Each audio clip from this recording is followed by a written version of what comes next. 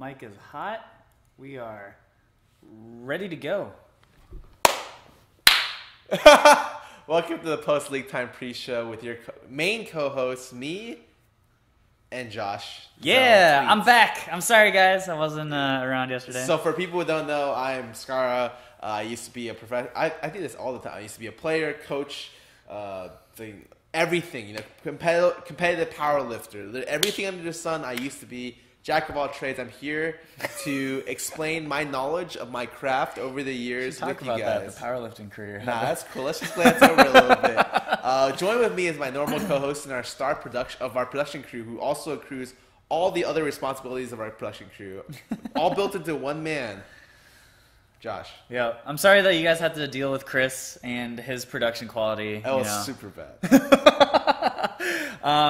So what was happening yesterday was Modern Masters 2017 got released this week, and so whenever a new set comes out, we get really hyped for it and we draft the living shit out of it. And so we started at 1 o'clock and didn't finish drafting until midnight. We did 5 drafts, I think. So yeah, so he literally drafted for like 11 hours straight. And that's the reason why he couldn't be on the set, because he just had more important things to do. Yep. So, Magic Gathering over PLT, like one I can get paid in Magic cards and one doesn't pay me at all. So, why are you looking at me like that, dude? Just saying. I pay Chris. Just I pay Chris.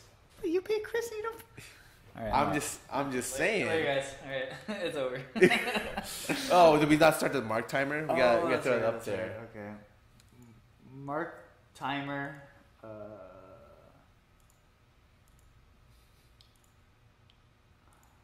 I actually always forget to stop the mark timer, so the mark timer is always like 6 days. And oh yeah, no, I saw it the other time because Chris just turned it on because he's like, I'm just turning this on. It was 6 days and like X amount of hours. Right, wait, this is pretty long to wait for Mark. Yeah. Okay. For people who don't know, so this is our pre-show to PLT. What ends up happening is because MarkZ can't get here fast enough, instant teleportation has not been invented. He has to go finish on the desk for an LCS and then get here, which is about 10 minutes away, 10, 15 minutes away. And so it takes him a little bit of time. On Sundays, he's usually here faster. Saturdays about 30 minutes. Sundays about 15 to 20.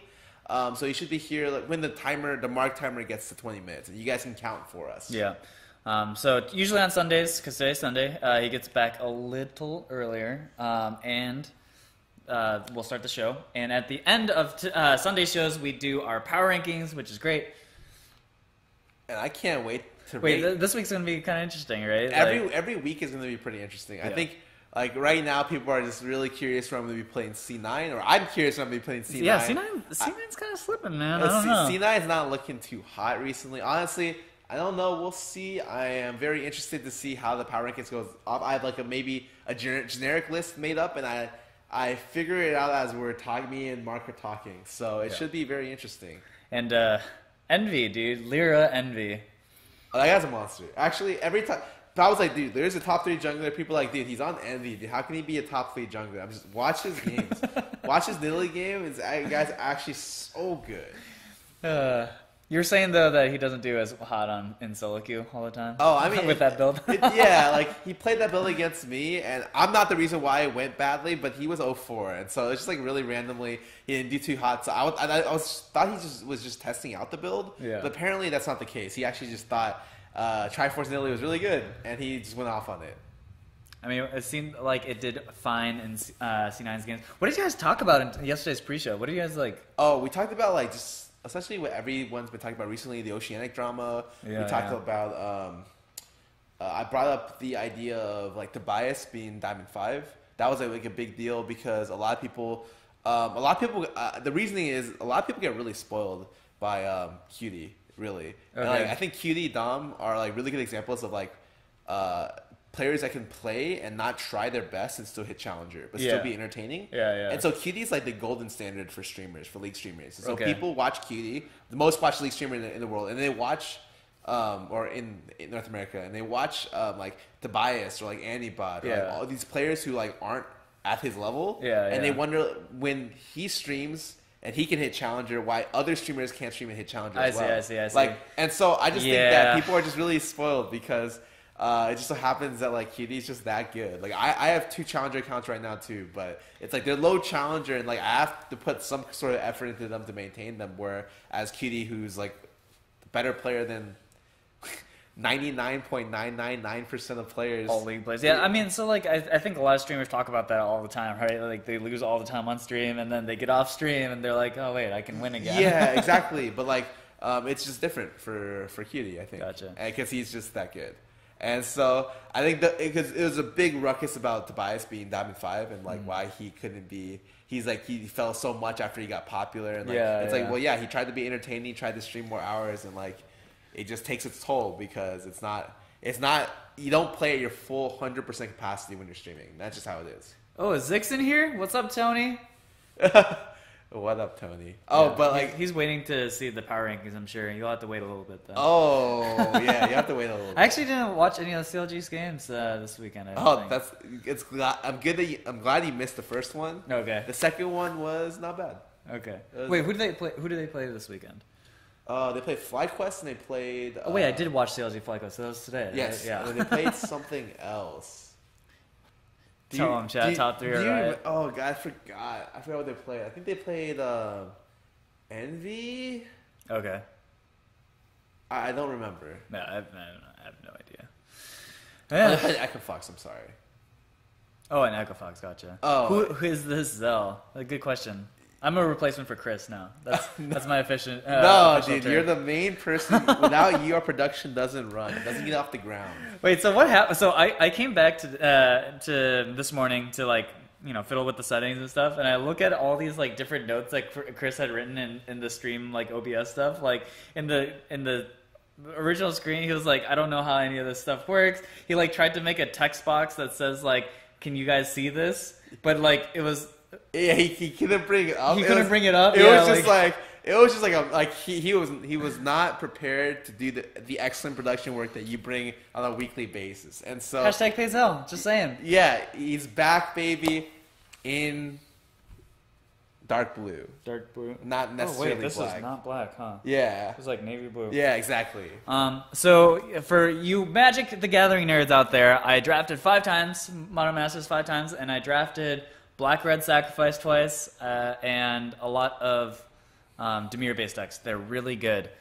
There's this card called Dinrova Horror, which is for 4, a blue and a black. It's a 4/4. When it comes into play, you bounce a permanent, and then that person has to discard a card. It's OP. Very, very good. Because you can hit a token, and tokens are a big part of the set. You hit the token, and then you make them discard. So it's like a 2-for-1 all-in-one. And you get a 4/4 body, which is really big. Anyways, whew.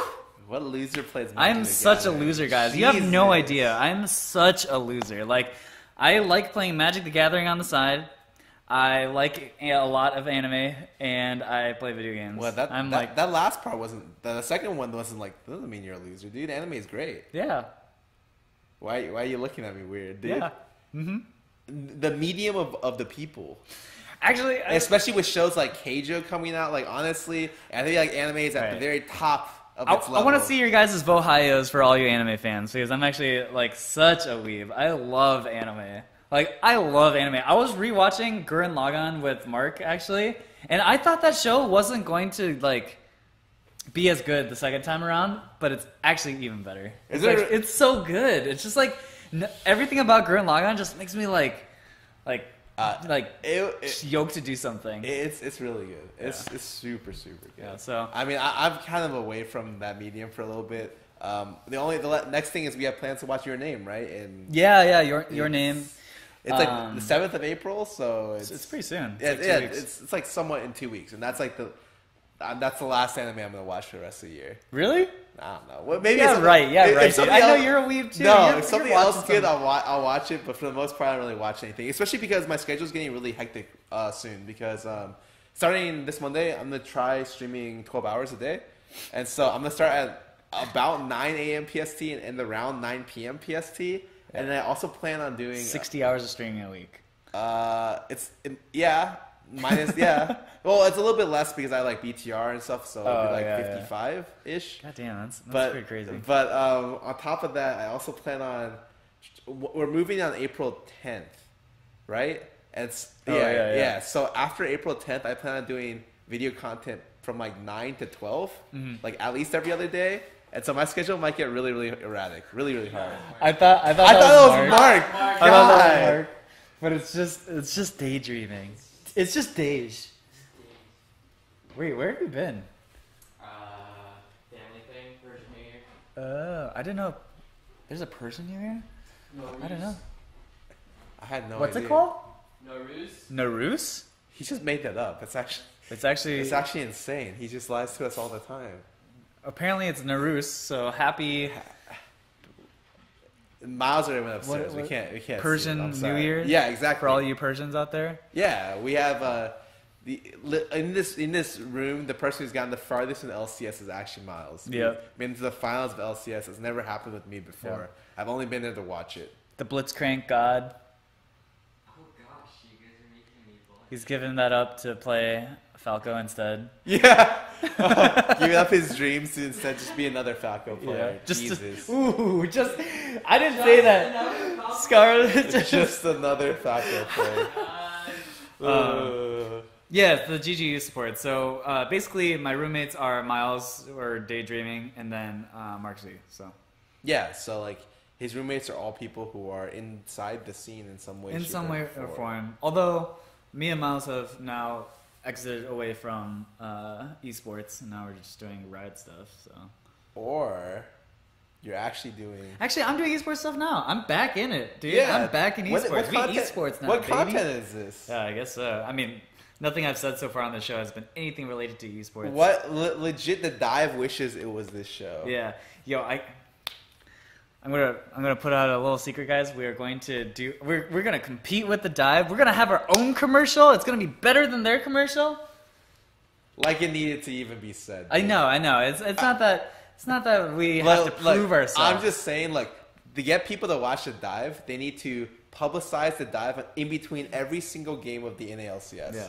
For us, we're gonna show it once. Yeah. Exclusively one Just time. one time It'll be on on live. YouTube for less than 24 hours. I'm gonna take it off, and I'm just gonna wait.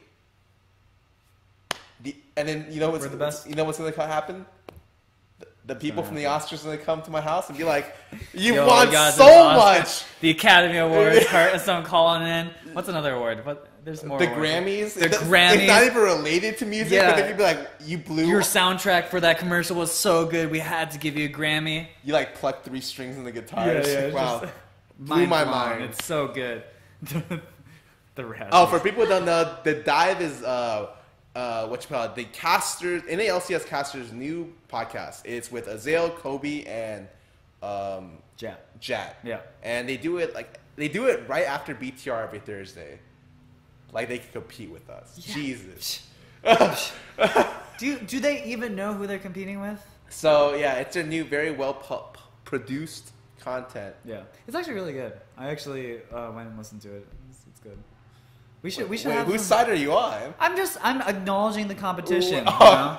oh. I'm the humble guy. you All right, know, all right. From the tops of Mount Targon or whatever. You're- I'm looking down at the other content producers and stuff, and we're just better. But I have to acknowledge them. Okay, you know what? It's good, but not as good as PLT. Easy, yeah. dude. Hell yeah! I'm happy that they announced another show because I was trying to figure out what to call my next podcast. Oh, and yeah. now that they have the dive, it's just so easy. Because then I'm just gonna call my next show the fall. The fall. And their slogan, the slogan is like "Go deep." I'm just gonna be like "Fall hard." It writes itself. It's so easy, right? It's like usually Fall hard is the worst tagline I've ever heard. Usually you have to pay think tanks to make this up for you. No, dude, FlyQuest is already ahead of you on that one. I just wait for Riot to come up with something, and I'm just like, you guys, thank you. I just take it. Oh, just like my that. God. Yeah, go deeper. That's what we should call it. The fall. We go deeper. Actually, that would be so funny. Oh my god. Oh my god. Yeah, sorry. I just roasted FlyQuest. I don't know if you caught that one, but I mean, FlyQuest, that's like the easy. That's like the, Dude, I know. It's low hanging fruit to it's roast like the FlyQuest. lowest hanging fruit. It's like the tomato in the ground. Like, It is. Pick it up. It's up there with like C9 right now, or like I guess down there with C9. But being able to talking about them is just too. FlyQuest is legitimately Kid Icarus. Flew way too close to the sun. No, wings falling. Well, do you keep up with Greek and Roman? Yeah, mythology? I do. Of course. Okay, you looked at me like I was. No, crazy. no. I mean, I'm surprised you're so well educated. Actually, in 6th grade, that was one of my favorite classes. We did like a bunch of mythology stuff and learned a little bit of Latin and everything. Actually, I loved mythology when I was younger a lot. Like, Yeah, mythology's dope. I remember reading like all Greek mythology, being like, wow, like they had like this whole system of gods that was like super cool. When all these other games like use their system to like create their own. Essentially. Oh yeah, it's just Icarus. I keep saying Kid Icarus because that's the video game. That's why I looked at you funny. You messed up. Yeah, Icarus. Yeah, I don't know. I like the Greek and Roman stuff, but clearly I'm not very knowledgeable about it. Zell, what do you think about Drunk Slot 3-0ing Mango? I don't know. Mango's not even trying. I don't know why people give a shit, dude. Like, if Mango wants to go to a tournament and bust her out because he wants to play Falcon the entire time and get drunk, let him. I think it's so funny because hasn't Mango gone on record and been like, so I make more from my stream in like 1 month than I do the whole year. Yeah, I mean, but that's like, duh. Have you? We've looked at the prize pools for Melee. There's like no money in the scene. That's true. My friend is doing. Okay, so I haven't talked to my high school friend in a long time. Yeah. And I talked to him recently, and he's like, I asked him what he does. Well, it's like I'm doing a lot of projects, and one of the main things I'm doing is around Melee. Yeah. And he's like somewhat of a caster personality around Texas, and so the one thing he commented was on, but like it doesn't pay much money. I'm just like. Surprise, dude. Yeah, it's like ridiculous. Like Armada, the guy who has won more tournaments than anyone else, the biggest prize pools. He's done it all in Melee, and he probably still has made less than 1 day's worth of cutie stream. Just saying. Okay, probably a couple days. Probably like a month. Yeah, maybe a month. Cutie makes a lot. Dude, Cutie probably yeah. I'm a Cutie Pie is world-renowned best player in the world. So he has the same like titles as Armada. Yeah, basically. He's basically the GOAT of Melee because he makes all that as much money as Armada. Yeah. With, so I'm just saying though, streaming. with the same credentials, same stuff, it just I'm and League's a bigger game, so it just makes sense that he makes about like 500,000 times more. Just it's actually so depressing when you look at like there's a website that lists all the things of like I'm just saying, is Armada the Domino Streamer of the Year? Domino Streamer of the Year? No, he's not. Did he accept an award through video chat at an award ceremony held in Europe, which I was invited to, but decided not to fly there because it's in Europe? Yeah. Was he given an award there? No, I don't think so. Did not think so. Yeah. Okay. You got me there. Armada is not the Domino Streamer of the Year. I get it. All right. Anyways, I'm sorry for all the people who are in Smash right now, trying to make a little buck on the side. It's very difficult, but I appreciate your hard work in the scene because I respect the hustle. Miles and I went to a local tournament here in Santa Monica. The turnout was like, I don't know. How many people was it, Miles? Like less than 20, right? It was like 12. Miles gets to grand finals, loses in grand finals, makes a hot $15. Ooh. How much time? I bought some McDonald's with that shit. I felt like such a baller. Yeah, How much he bought time? McDonald's with this prize money. How much time did it take? Like 3 hours. What took what? Miles' $15 that he won in a tournament. Oh, yeah. Yeah. We're just talking about Sick. how much money Smash makes. Dude, Right? Smash. Smash is like, you want to make it big in esports, you go to Melee. You stay out of Melee. You stay out of Smash in general. You get the fuck into League of Legends or CS:GO and you never look back. That's how you sell out, guys. Wait, you saying I'm a sellout, dude? Yeah, 100%. Yeah, You we don't think- think that you got you're your so- roots in Look at you. Melee. You think I would? Oh, wait, Blitz. What are you wearing right You're now? wearing a Blitz hoodie. Wait, you're wearing one too? Oh my You're god. so You guys are nice. I such know. sellouts. Dude, Where's mine? What? Yeah, they gave us a free hoodie. So Yeah, we wear 'em. yeah. I did an interview for them, so they gave me a free thing. What am I supposed to do? Not wear it? I can take Wait, it are we off? sponsored by Blitz? Not guys yet, didn't but tell me? maybe. In Where's fact, my hoodie? Riot Here, Games. get a little bit of tape. We'll tape over it. Oh, I'll just put this here the whole time. You're just gonna have a pour Just on your hold tip the- the whole time? Why not? I'm gonna take a piss. All right. That's Well, why. It is a nice hoodie. They gave it to us for You guys free. suck. I hate you all. What the heck? Where's my hoodie? I guess that ruins it. By the way, I have a Blitz interview. An interview with Blitz. Ooh, spoilers. Posted on Reddit. It's like a Doesn't 30-minute to some X amount of time interview. I don't know how much of the thing they'll put in. It's should be pretty good. They ask me a lot of questions. I think they do a lot of good research on their interviews. Right now, I feel like Blitz has a really good Wait. thing for Talking like about Blitzcrank. interview questions. No, we're talking about Blitz Esports. Yeah. Anyways, just it'll come out in the future, and they gave me this, and so they didn't pay me yet to promote them, but I'll get back to them. I'll be like, dude, my word, one tweet on Twitter, $100,000 minimum. Tell them to interview me, dude. I'm like the most interesting man in esports right now. Dude, they would. John, Yeah, I right. sent- They're I like- sent- I sent you the email. Remember? They sent me an email? I sent you a blurb from an email I got from them. Do you not remember it? No. They want you. I showed. Yeah, you're fucking moron. Are They you sure? want you. Yeah, check your Facebook Messenger. Oh shit. Hold on. Be right back, guys. I'm gonna go interview with Blitz. Oh, they didn't say they want that. Yeah, they're not that desperate, Yeah, dude. Jesus, Come they on. Okay, some teams are going to be out of the LCS soon. They're going to have a lot of free time. That's when content creators start picking up random pros to be on their show. Not like we would ever do that. Yeah, definitely not. Never going to do that. Yeah, our shows. We don't target the players. We target the real minds behind the scenes. So Tony Gray, I see you in the chat right there. You want to come on to the show? Yeah, once you guys somehow miss playoffs. Yeah, if you guys like get 7th place in playoffs, it would suck. I don't expect it, but You know, if that happened. if it does happen, I would love for you to be on a guest on the show. Anyways, Just say yes. just say. Anyways, welcome to post league time. Woo! Why is that light not on? We only need one. Like that. If Josh was like, it's for color balance, I'd be like, sure. If you say anything, I'm like, shut up. Actually, just because I think this light's fine. Okay, that's all I need to hear. It's for color balance. No, I'll let you do I'll let you do your thing. I just didn't know. It's for color balance. No, you can't say that. Josh can say that. Oh my God. You don't know anything. What the heck? Okay. Well, welcome guys to post league time, our LCS analysis show right after the LCS with me, Scarra, as well as MarkZ. MarkZ.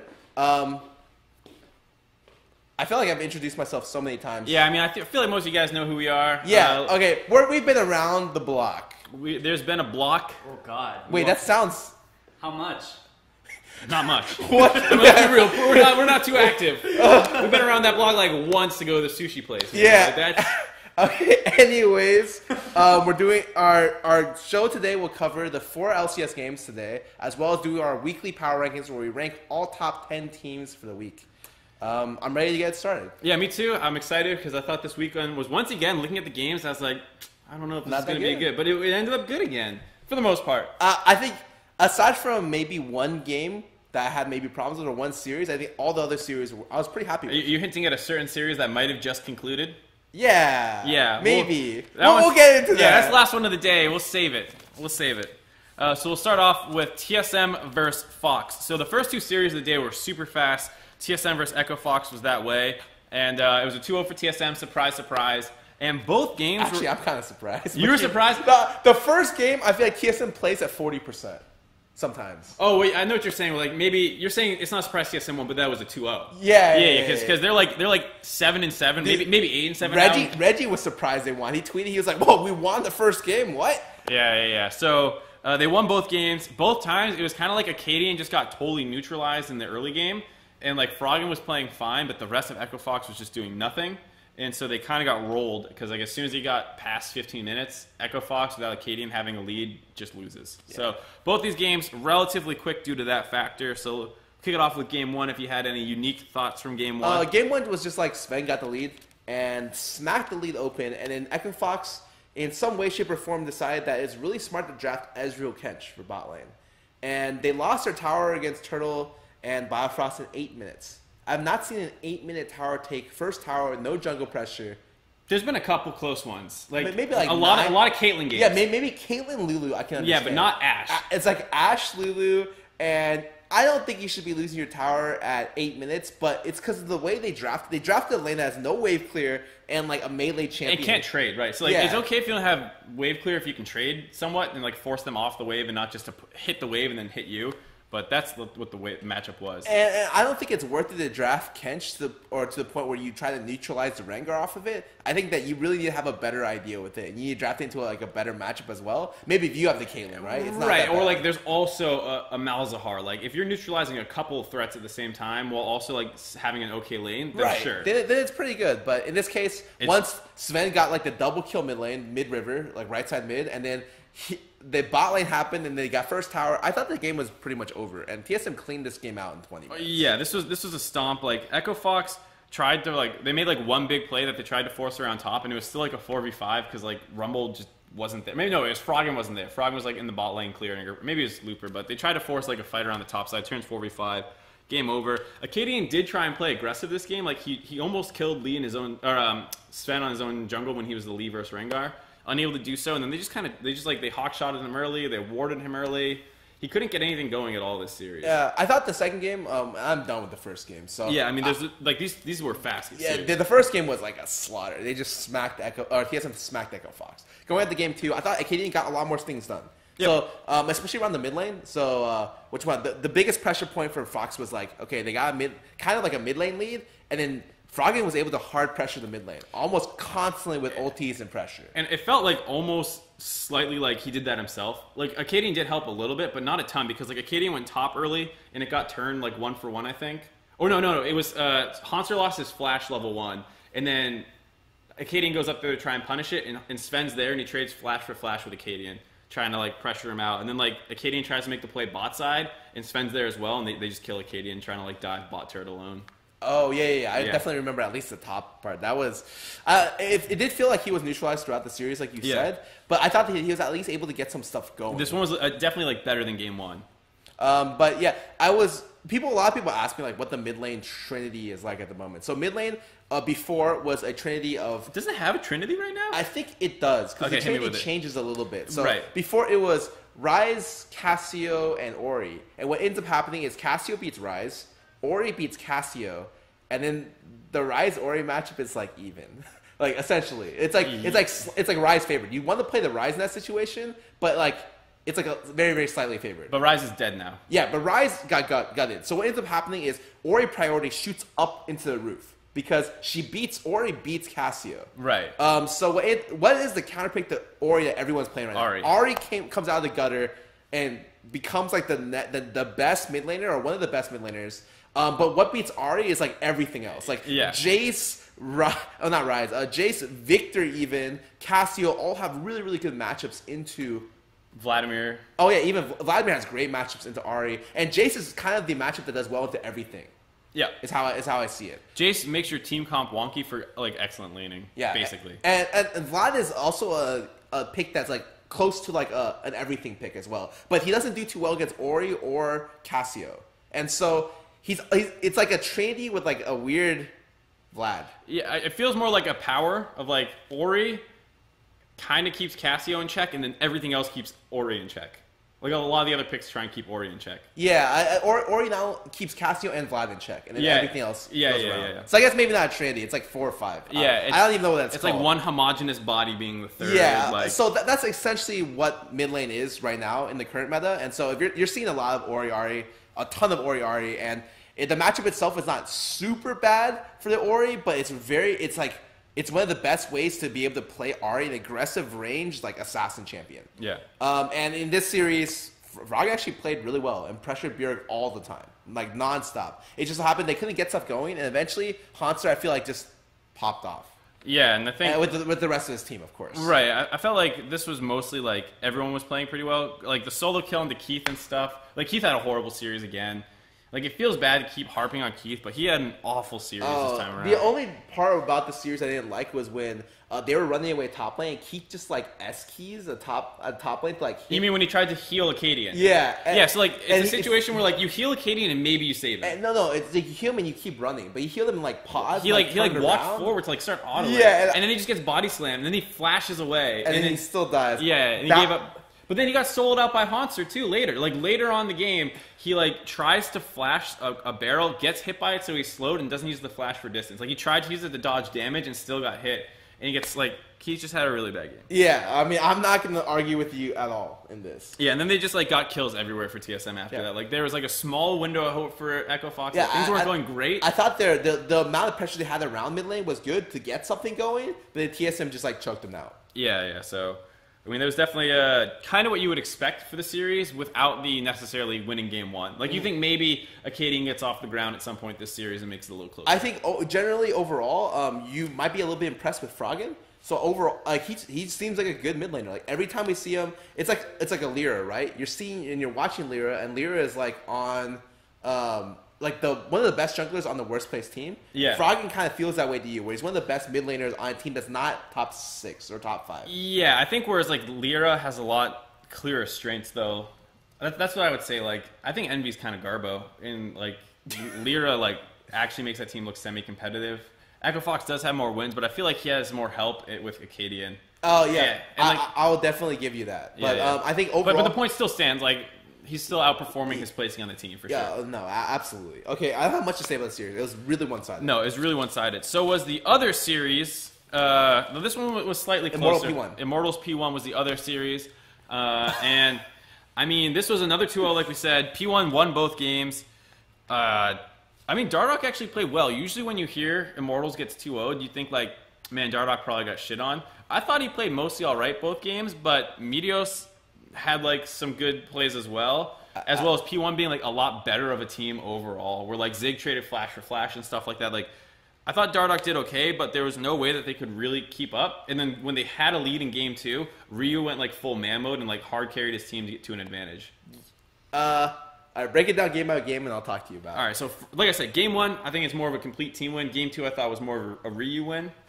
So game 1, Dardoch goes. This is in, like the weirdest invade I've ever seen. I'm so mad. You want to talk about this invade? You take this invade. Okay, I feel like you're passionate. So the day before, Contracts does an invade on Dardoch, which in the post game interview he says something about how. This is the exact route I do if I get a hard leash with Maokai. I did this to him in scrims, and so the enemy knows he does this. Like it's not like some hidden secret OP cheese. And then he does this route, which is Raid Camp Red invade. But he does it invade, and he does it through a ward. And he does it without Maokai though for the ultimate mind games. Yeah, but still, I'm trolling. But he, oh my god, he did it through like mid lane left, and then like. Right side mid lane, and I'm sure I don't know if he pinged it, but it should have been pinged that like he left the ward. Well, the other thing was that made it extra bad was when he does do the invade, there's a blast cone up giving him the perfect escape path should it go bad, and he kills it. And he uses his Q to cancel it, so he stays over, and he's like, yeah, I'm going to get this invade, no blast cone, this is sick. And then he just fucking dies. And the worst thing is, like, their bot lane can't do anything, because he's trying this invade against an Ezreal, like, with an Ezreal on his team, like, they can't collapse first. And even mid lane's a little bit hard for them to collapse first as well. Yeah. And so it just felt like it was a really high-risk invade, which he killed his only escape route, and he gave Kalista on Arrow on Kalista. The double buffs. Yeah, or it was red, just red. But, yeah, because he did not take blue on the level 1. Oh, yeah, you're right. Yeah, so it was just a brutal game, which snowballed off the fact that, like, I feel like Dardoch gave Kalista a lead, and Kalista, like, slammed bot tower and then slammed top tower. So what I'd say is that while Dardoch did fuck it up, he did play like the rest of the early game well. He ended up at like 10 minutes being 4-2, which like we talk about Dardoch being the one bad play, 2 good plays. That was his bad play right away, and then he went top and turned some plays, and he went bot and turned some plays, and they were super close to smashing bot lane. Like because he had the one behind the turret. The thing was Meteos was playing well as well. So like what happened mid lane was Zig roams mid at like level 5. And just flashes on top of. Oh god! Yeah, he just flashes on top of Pobelter. Pobelter flashes away. And then it's like the same thing that TSM used to do back in the day where they trade flash for flash with like Santorin and the enemy mid laner so Beard could kill him.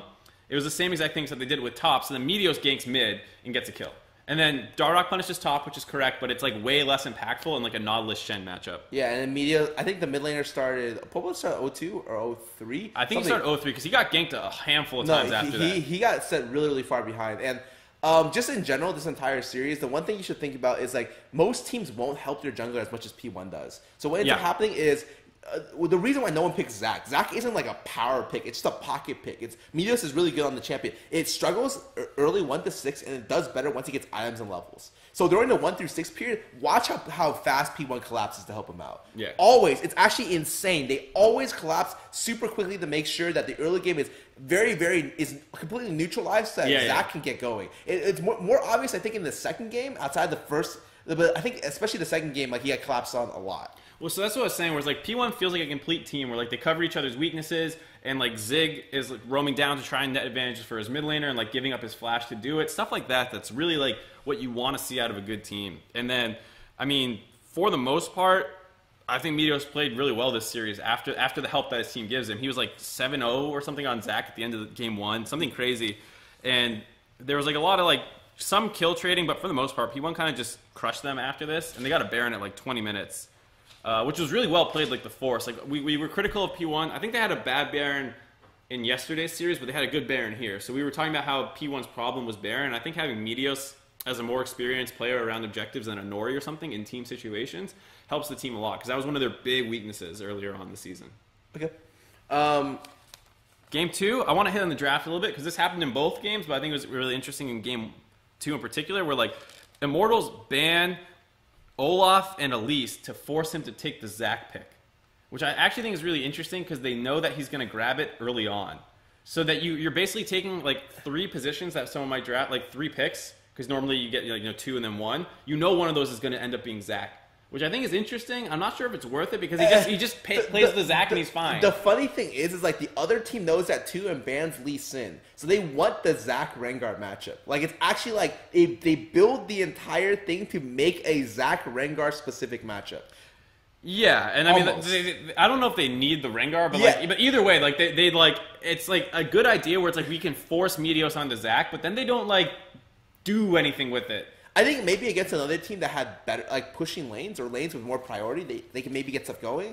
But I think P1 works so well as a unit that it's very difficult to get that going. So what I said, what I liked about it on the desk was I think this is like maybe a good blueprint for a better team to use. I don't think Immortals was good enough to like use it to exploit P1, but like you force the Zac pick early, they don't get the Ezreal. I didn't really like Arrow's counters to Ezreal at all. Like he did not play them well in lane. I thought Kalista was okay, but he got lucky, right? He got the red buff. Like that. They almost got run over that lane. Like the rest of his team needed to be doing well, and he got the red buff early. So like I look at that lane and I'm like, what happens in like just an even game? Oh yeah, I thought this was probably Arrow's worst series. Yeah, I thought so too. I thought he wasn't impressive at all. And I was just like, if this is his worst series, like. Yeah. When we say not impressive at all, we mean like he was an average LCS 80 carry this series. Yeah. And like even maybe a little ahead of average. And that, I just thought I was not impressed. Like Arrow picked 2 picks that I was very excited for, right? Yep. The Kalista, and then the second game was this is like the really hypey pick, the Draven pick. He's the Arrow KT Arrow Draven. You're here to watch this game because you've heard the stories. Like they got passed off by your parents. His Draven, nasty. That was like 2 years ago. Yeah. And like 1 year ago. Okay, what are you trying to say? People can't give birth in that year? Yeah, there's a 1-year-old baby like, Papa, tell me about KT Arrow. Anyways, like, it wasn't impressive. It wasn't. It was like, he's like, even with Stunt, they're not lane dominant. Like, I think he wants to be, and he can win lanes, but he's not like, and especially with the draft, they didn't set it up to be very bot-centric. Like, Zac doesn't, like, it can go bottom, but it's not like level 4, I'm fucking your bot lane with like some crazy pathing the way like an Elise might, or Elise Sin might. It's like a Zac isn't like that. But like and you want to snowball the Draven. The team comps aren't ever set up that way with it Zac. It's literally just like, we'll just win because we're the better team. It's usually how it felt like. Right. That's what I like when they do. Is like you're on Ezreal, it scales, or like something else, and then like Arrow does well, Ryu's doing fine. They're all working together as a team, and then like mid late game they do really well. I definitely think this is a situation where a better team could have exploited this, because in the second game, so they were up. Immortals was up a lot. Yeah, Immortals was up a ton and in this game what happened was Dark was able to just keep. Draven never got off the ground. No, so like, he got the first kill on the Draven, so he doesn't get the stacks. Eventually Draven got one, but it was off the back of Ryu. Yeah, this is definitely a game where like Ryu had a great week. Like usually I'm very critical of Ryu because I don't think he's as good as people say he is. I think his laning is like average, and outside of lane is when he can usually go off. And this is just a game where I just thought he just like his laning was like above average, and then he just went off like off the rails like this week. He went crazy. This game was basically like down 3K. He just starts picking people off, like in river, like in their jungle, like crazy stuff like that. And Yeah, Ryu popped the hell off. I didn't like P1's drafts that much. They weren't like terrible, but it was like, I think you lose with this draft to C9, and they're playing them next week, and that's like kind of scary. Like, does C9 try the same strat where they bend Olaf Elise, force an early Zac pick, and like get a favorable bot lane matchup? Like that's not favorable bot lane matchup, but like take Arrow off Ezreal or whatever else he's gonna play. Yeah, I'm not completely sold on the series. Overall, the stuff I did learn in this series is I don't think Ziggs Jace did. I thought the second game was them experimenting. That's what it felt like to me. Like well, the Jace early pick was definitely something you don't see. And then like the Jace did almost nothing that game. Oh yeah, I mean he went like, he went even with Rumble, which is like fine because Rumble's pretty bully centric, but the Draven did almost nothing that game. It really felt like the Zac show. Like you were just watching team fights, you're like, oh, the Zac killed the support and the AD carry. I had to break down the game-ending team fight without seeing it, and I'm like, what the fuck? How did they win this fight? So like I'm stalling, and then like Meteos hits like a double E on the back line, and like they die. And then ults and Ws, and it's like half their health is dead, and you're like, all right, I guess that's yeah. So I thought Meteos had a great series, but I'm not fully convinced about the draft. I also but I give them the benefit of the doubt that maybe they look to experiment a little bit with this game, and I think that's not bad going to playoffs. I think P1 definitely at the moment looking very hot, and they have a very good chance of getting top 2. I think they have a really good chance, especially when we eventually get to the C9 series and what we saw today. But we have one more series to go. Do you have anything else to say on this one? No, I'm good. All right, we will move on. To CLG versus Fly. It's CLG versus FlyQuest, baby. Somehow a 2-0. Felt like this was going to be a 3-game series. Doozy, I thought we were in for a series, and then somehow CLG wins. So game 1 is like CLG, Smithy in particular, goes off a little bit. Like, has some really good pathing, gets some leads, and then like it's just like a solid team comp that they play well with. And like FlyQuest tried to do some FlyQuest things where they forced to try and get back in the game. And for the most part, CLG is a pretty scrappy team as well. They counter them out, and they're able to kind of win. They did lose some skirmishes. They still were doing the CLG thing where, like, mid-game team fighting looks awful. But for the most part, it was all right. Game 2, FlyQuest grabs a huge lead everywhere. They're kind of back to their cheesy pick play style. You think for sure they're going to win this game. And then out of nowhere, CLG win a dragon fight down 5k, stalls the game out. They win another fight down 5k, and, like, slowly they crawl their way back into the game before... with a better team comp. With a better team comp and eventually win. So definitely Game 2 was a surprise given how aggressive FlyQuest is that they actually lost these kind of things that they usually excel at. So I think it's really interesting. So at least the general idea of this draft phase for me was that you going Game 2 right now? Oh, I'm going on both. Is that like they put priority on diving bot lane? Yeah, I think that was the idea. It was like, okay, the mid, and this is something that you get taught really early when you play the game. It's like, how do you blow open the game? A lot of times you go mid, your jungle pushes out your mid lane, and then your mid jungle run bot lane together, and your 2v2 pushes them in, and you 4-man dive the bot lane. It's very, very standard. Or 5 if you want TPM. Because the 6-minute one in game 1 was a 5-man dive. Yeah, so what ended up happening the first game was they got 6-man or 5-man in the first tower. And what happened in the second game was they also they went 2 ganks bot, level 4 Syndra gank. And like this is a game where I felt really depressed for Afromu because he literally 4 of his deaths were 2 4-mans and 2 deaths, 2 Ash arrows and the Syndra ulti. Well, so game 2, we'll get into it in a second because that sucked. Like as a support, you generally die a lot, but when you play against Syndra, Eve, Ash as a Thresh, it's like, dude, you get hit by anything, you're just fucking dead. So okay, well the first game it ended up happening was I actually thought Moon played really well, especially the early game. Yeah, I thought Moon was able to set them up for a lot of plays, and I was pretty impressed with his Gragas. It just sucks that when it ended up getting to a point where...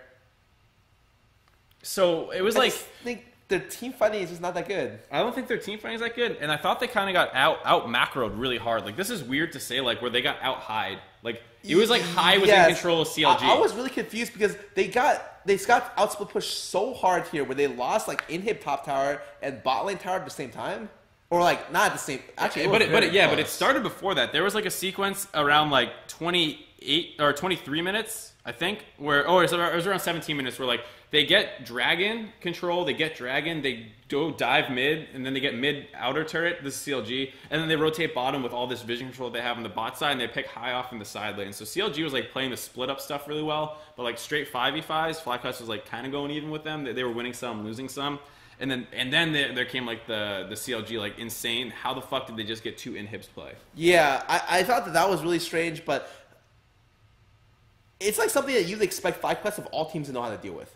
because this is stuff that FlyQuest will put you in a position to deal with as well. Yeah. So it's like maybe if we're comparing like how shot calling goes mid late game, maybe COG shot calling is that good. Like we were talking about, COG doesn't really, if they don't stupidly die some dumb position before like the 25-minute mark, you pretty much essentially trust COG shot calling to carry them into a game closer. Right. But in this situation, maybe like we overestimated, or I overestimated how close FlyQuest was at doing the same thing. Whereas maybe their calls are riskier and not as well developed as COG's, and so I don't know if they can close out at the same level as COG can. Yeah, and the scary thing was, it wasn't like it was like a crazy split push comp. Like, Jace can be a little annoying in the side lane. Shen, because he has extra globals, is a little annoying. But you have a Rumble. Like, Rumble can push the Shen out, or at least, like, hold him even very easily. And they lost a top inhibitor with, like, Smithy running up to meet the Jace and helping push down that. And then he just ran through the base to join the Shen and take the other inhibitor tier. And you're like, what the hell is going on that, like, FlyQuest isn't able to respond to this? This was a game where, and the entire week, actually, I thought Darshan, like, went... I think for the past 2 or 3 weeks, you've been saying this, Darshan's probably jumped back up to CLG's best player, close to Stixay. Yeah, this guy is hitting 4-man Shen taunts. This guy is just going off all the time. And so I think right now, if you're a CLG fan, you should be looking at Darshan. That was sick. There was a play where FlyQuest was trying to force Baron to get back into the game. They've been getting split pushed all game. They're like, fuck it, we're sick of getting split pushed. Let's force a Baron. And then, like, as they're turning off, like, the Shen ult comes in, gets the 4-man taunt, and then the best part was, like, he got, like, a 3-man hammer form Q off as Jace, and it was like, oh, that was pretty gross. No, yeah, it was actually, I saw that, I was like, wow, they won the game. Easy peasy. Yeah, so that is how they won the game. CLG take game 1. Moving on to game 2. Smithy gets a really easy first blood, but then after that... Oh, the game just gets blown open. Yes, like they get. I think they get first blood. CLG. No, they do. They have this like great gank path in the mid lane. They have great, like both games. I think they got first blood really well. I think, yeah, game 1 was the Elise like flash cocoon and everything, where he took the blast cone over. Like, oh god, CLG's early pathing is so good. Yeah, and then the second game was Xmith. He went around the ward. He messed up a little bit, showed up for like a quarter second, right, but still was able to find the gank on mid lane around the back. Yep. So, to be fair, that was kind of just like high. Yeah, it's like the Bjergsen thing that happened in their first game where like they pushed up too far. Yeah. But the weird thing was what happened was High do when immediately he runs back to lane, shoves it in, runs bot level 4 Syndra, tower dives after move. All right, after it's the most random kill because it's like, okay, High dies, so he pushes in the wave. High responds, pushes in the next wave, and usually what you do there is you get like a little bit of vision control or something to try and stabilize your lane as the guy just died. Instead, High just goes for a roam. Yeah. It was just like, what the fuck? And then so the bot lane is super pressured and they lose a big chunk of the tower because they got pushed off. And then at the same time, like Evelyn. Yeah, Evelyn was top lane, and then Darshan backed, and when Darshan TP'd back in, Evelyn just killed top lane. He was already sitting in lane. He TP's back in. It's just like free kill. GG, easy. And then after that, like they kept finding kills like that. Like they made another like big dive bottom happen for FlyQuest, which was good to see overall. And it looked like they were snowballing this game. They went mid. They dove mid as well. It wasn't like super clean, but it was good enough to pick up some kills and like kind of get out. I think CLG maybe traded like 1 back, but the Goldie was like 4 or 5K in their favor heading into like the 20-minute mark or like the 16-minute mark or something. And that's when like so many things had to go right for CLG to win that fight. I don't know if you saw like all the shit that like had to go right, and all of it happened. All I know is like they got an early pick, I think off Thresh Hook. Yeah. And then Hui's Vlad did like enormous damage. So like what happened was like Darshan was off on the flank and was able to punt out balls. Who was on Camille and actually had a decent Camille game, and was like semi-fed at that point from the camp. And then at the same time, High like missed positions too close to the wall where like they have a hook. And it hits him, and then something else happened. I can't remember what it was. It was like 3 things in a row that like needed to happen for them to win that fight, and then it's enough, and they were able to win the fight and take the dragon. I just know that in all the CLG games I watch, I will never say they can't win the game, but I also won't say that they can't lose the game. Like the way I see it is like they go find a way to lose. By the moment they're definitely on the upward trend. Where they're finding ways to win, ways that you're just like, that shouldn't have worked.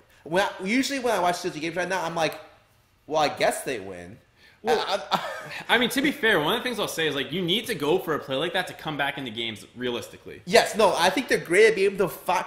They understand where to take the fight, 100%. So like a team like FlyQuest will play aggressively from behind, but it feels dumb at times, where it's like there's an opening here, and they'll take it no matter what. As long as they think there's a small chance they'll take it. Whereas it feels like CLG's slightly more patient and a little better at finding that opening than even like a lot of the other top teams. Like I don't think like C9 plays particularly better from behind. They're just like better individually.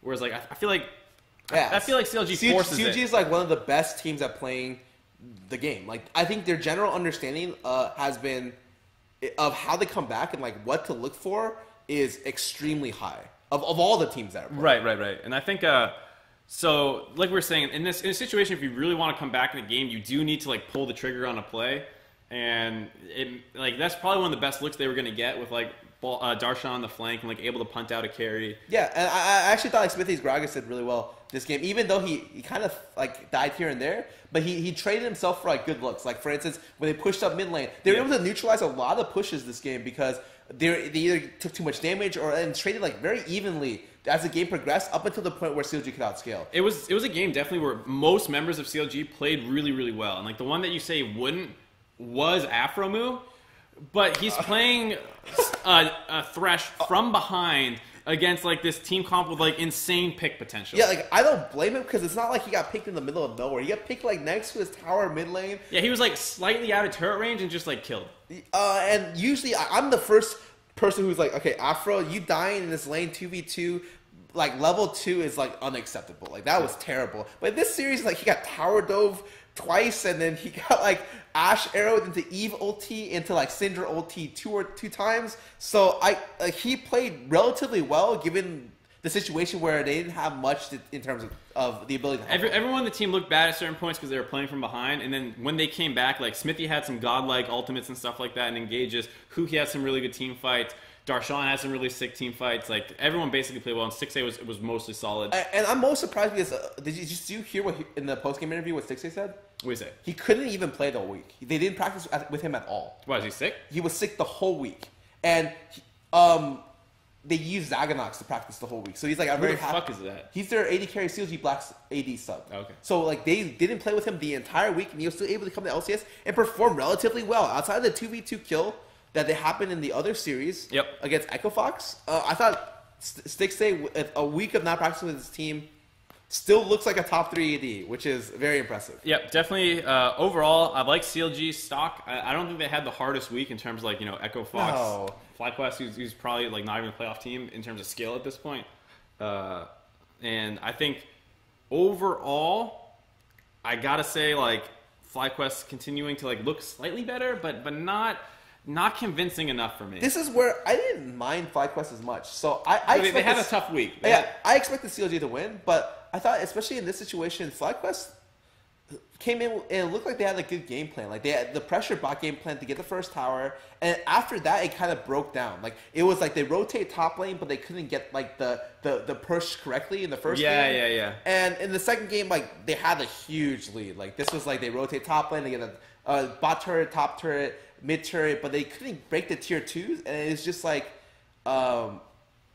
but they had the right idea. And so I thought that this is maybe more toward the old form of FlyQuest, but the problem is if you're looking at them going back to form, it means they're going back to their old form. And every team has improved since week 3. Yeah. Or week 3. I mean, just look at FlyQuest. C9 if you need proof of that. Like, I don't think C9 has developed much over the course of this split. They're still good, but they're not like, they look the same as they did weeks ago. Oh, let's start talking about that. So we'll transition to that. All I'm saying is that FlyQuest, even if they return to form, it might not be good enough. And I'm not even convinced this was a return to form. Yeah, they need to be super careful because playoffs is right around the corner. They have one more week. They have an easy strength of schedule, so they might be fine. It's like Team Liquid and someone else, like Envy. I think they have Team Liquid Envy. I don't think anything is easy. I don't think anything is free. So like, I'll say like they still might miss. Especially for them, they don't have anything that's free. Yeah. So all right, we'll conclude on with that, and then the last one, Envy C9. Oh. Amazingly interesting series. I love watching C9's early game. Okay, so I'll be the one that breaks down game 1 because I love. You do some quick recap on all 3 games for me, okay? Because this, I had to watch this. I was like, I want to go to bed. So what ends up happening is the first game. So we're talking about Envy a lot. They win a lot off their jungle pressure. So what happened this game? The game's relatively even, and then a bot lane breaks out, and Lyra first gets a mid lane kill, and then mid lane roams bot, and Lir picks up a triple kill, I think, as well as first tower on Ziggs, and the game just gets blown wide open. He's playing a super snowball heavy 80 nilly comp, which from my understanding isn't very good if it's even, and it's terrible if it's behind. But if it gets a lead, you can just like destroy the other junglers. So what happened this game was they slowly closed out this game, even with mistakes here and there. Like for instance, Impact solo killing the AD carry top lane was really stupid, but it relatively closed out in a similar fashion down the line. They got a Baron, and then Lyra was 4 levels they didn't up. get a Baron. Let's be clear here. C9 fucked up 2 engages to end the game. That's like how they won. It was like Envy stalled out completely, like you said, and then C9 goes for this TP flank from way behind with Impact, and then the backline can't ever get involved in the fight because they're trying to like chase into a Ziggs kinda, and then like because Envy's ahead, they kill the front line first, they win that fight, and then they just take a Baron. And the Baron was still 50-50. And the Baron was still like 50-50. And then like with that Baron, they extend their lead a little bit more. And then it is until C9 forces again around mid lane this time that they once again barely keep Apollo alive through like a Malzahar ult and like a ton of focus, and then they turn and win another fight. Like it wasn't like Envy closed the game out cleanly. Oh no, not at all. I just felt like it was really standard because C9 was put in the position where they had to force. Like with, you don't think so? They weren't losing. I mean, I think their team comp needs to force to win. I mean, I shouldn't say that. I mean, like their team comp is definitely like an engaged team comp. They just. I think their team comp does nothing if the Ziggs gets ahead, and it essentially what ends up happening was they got gifted the game because of what the bot lane skirmish is what I thought. Yeah. Okay. Going out to game 2, what happened? Game 2 was. It was just. It was 16 minutes of nothing. Yeah, it was a 0-0 14-minute game, and then Lyra just randomly face checks left side bush where Thresh is. The team fight develops. It's 3-0. It's just Envy starts the team fight so disadvantaged they can't win it. And the sad thing is like you look at that game and you're like, this is the ideal C9 early game. Yeah, where nothing happens. And this is the worst case Envy early game because Envy needs Lyra to be ahead for their team to win. You're right. So this is like literally horrible for Envy, great for C9. As long as nothing happens, they probably win. And we'll get into why that's the case in Game 3 because I thought that illustrated why Envy can't win late games. This is the craziest thing because this is probably the first game I have not seen a single tank in the game on either side. They had Renekton. That was like the tank. I was about to say they got some beef. They had Renekton, but neither team ran like a pure tank or like a tanky AD. It was literally like the Zed Rumble. It was a comp where whichever team got ahead early was gonna smash the game. Right, and C9 got ahead early. They got some picks and side lanes with it. And Zed literally can just like pop off. Like what does the other team do against? Yeah, Zed and Renekton. There's almost no lockdown CC, and so like it was a little hard for C9 to close because like you said they have no tank and they're trying to close versus Ziggs, which is just always a little bit of a nightmare. But it was still for the most part once they got that lead relatively clean. And then Game 3 happens. Game 3 tilted me so bad. Like, Ninja is just an awful mid laner. Like, I don't know how to say this any other way. Like, I don't actually particularly want to go too hard on him because I don't know him well or anything like that. But like, he's just an awful mid laner if he's playing standard mages. He's the worst standard mid mage player. And you see, like, they lost because he can't play Cassio. He died at that dive level 6 without healing or taking Shen ult. Like, he just let a Lee Sin kill him. He thought he was going to ult the Lee Sin, and Contract is like, I'm not an awful player, I'm going to dodge your ult. And then he just died for it. And then Lyra was still there to counter the play and trades back 1-for-1, but that should have been a 1-for-0. Like, Contract should have died. He got solo killed by Jensen, literally. Then he got solo killed by Jensen. Yep. And then, despite that, Envy's bot lane is crushing. Lyra's getting a CS lead. Top lane's going even. Envy is ahead 2k gold. His front line, you have to watch this team fight. It's abysmal. His front line forces onto Jensen, forces the flash out of Jensen. They still deliver the Shen taunt, and Ninja's too bad to flash a wall and kill Jensen. And instead he kites back, and then he leaves his 2 tanks in the middle of C9's comp alone. And then they die. And then Ninja still dies. He still gets killed by Contracts. I think the game ended and he had 20,000 damage in 50 minutes. 20,000 damage on Cassio, one of the highest DPS champions in the game. He built a fucking Banshee's Veil, like 4th item or 5th item. 5th item. And I know, and he couldn't buy a large rod because he chain bought blue pots. So, which is okay. I think if you think the team fight's gonna end right there, but he couldn't finish out his death cap. And I was just watching this game and I was just like, wow, they really need Apollo to legit 1v5 this game for them to win. Because Ninja can't do anything. He like legitimately so the Talon ban was like kind of contested between Freak and I on the desk.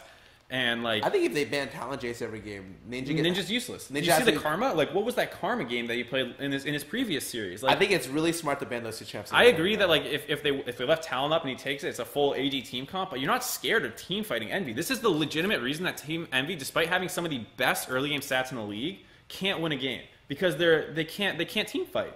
Sometimes their frontline messes up with Seraphs, and then sometimes like Ninja just can't play Cassio. And it like I know this is super brutal, but it's like actually painful for me to watch. Like it hurts me to watch these kind of games. When I watched the team fights this game, I was just really confused on how Cassio wasn't doing anything. Like I thought there's multiple situations Where Impact's just in the middle, or contracts. Or if Cassio wants to 1v or to suicide and set up the team fight for her team, she could have done it. You know, Yeah. They didn't remove the flash ulti mechanic onto it.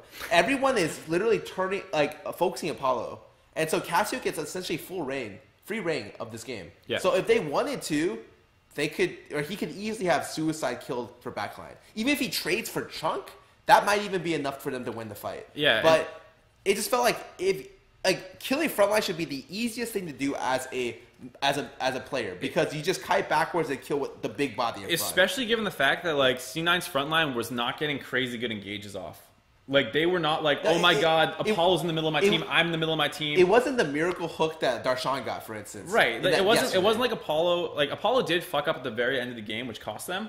But for the most part, like how many team fights did Apollo have to play well to get to that point, you know? And the rest of the team had to play well. No, right. Like I don't blame him that at all. I actually thought they did a great job holding on that game, even though it was like kind of boring. But like I thought that was the best chance to win the game was to elongate the game. And when Cassio gets items like that Nautilus, who looks to be tanky at like the 50-minute mark, is like there were so many team fights where Nautilus or Lee Sin got like messed up their engage and got caught out. And the only reason that Envy didn't crush it was one, Ninja, and two, Jensen.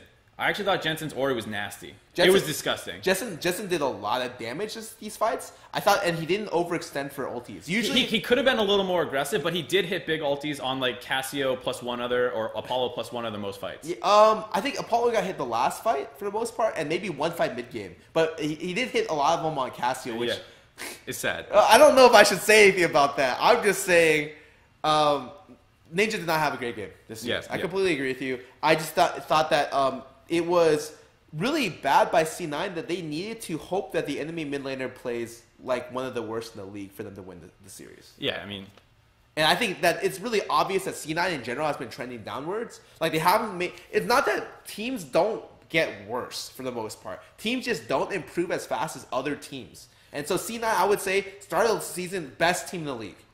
And then you look at their growth, it's like not very high. Yeah. And I think like some teams do get worse with patch changes and stuff, but it's mostly like the whole thing is trending up, and then within that like bubble of like here are all 10 teams, everyone's slowly getting better. Some teams do drop within that and actually like end up lower overall based off like patch changes or maybe like team synergy, like we fucking hate each other, and then like the show gets worse, you know, just like that.